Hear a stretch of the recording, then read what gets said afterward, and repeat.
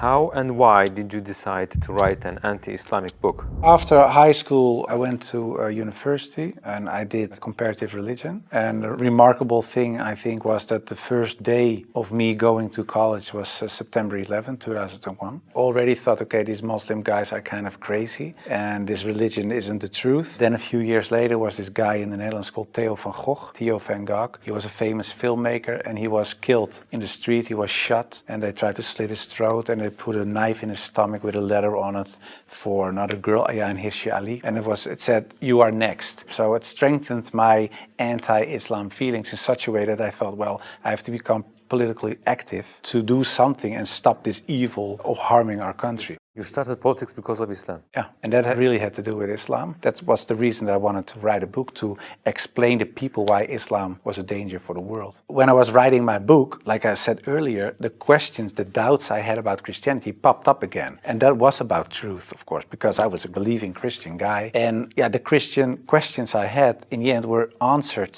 in an Islamic way. Because, of course, when I started writing the book, a lot of people think that it was a political book. But it wasn't so much a political book, it was a religious book, because I wanted to show people why Islam was a danger as a religion, and I wrote it from a Christian perspective. So in the beginning I made a comparison between the Christian concept of God and the Islamic concept. So I started comparing it. But because I had these doubts about the Trinity and I saw Tawheed, the oneness of God in Islam, I thought, yeah, it sounds a little bit more logical. And then I thought to myself, well, I reread the Bible to refresh myself, to see, okay, why isn't the concept of Islam, the Tawheed concept, isn't the Christian concept? But when I was reading the Old Testament and I saw what the Old Testament prophets said, it was one God, one God, one God. And then I thought, okay, I'll look only at the words of Jesus Christ in the New Testament. And then there's this story in the New Testament where a guy comes to Jesus and he asks him, what is the most important thing in life? How can I gain paradise? And he says there are two things. He says, "Hear, O Israel, hear, your God is one. Treat your neighbor as you want to be treated yourself." So I thought, well, even Jesus Christ says, "Hear, O Israel, your God is one." So I thought, well, this whole Muslim concept of God sounds more logical, and it's the same concept that I find in the Old and the New Testament. And I know Christianity as a religion teaches something else, but it isn't the concept of God that I find in the Bible. So after weeks and weeks of study,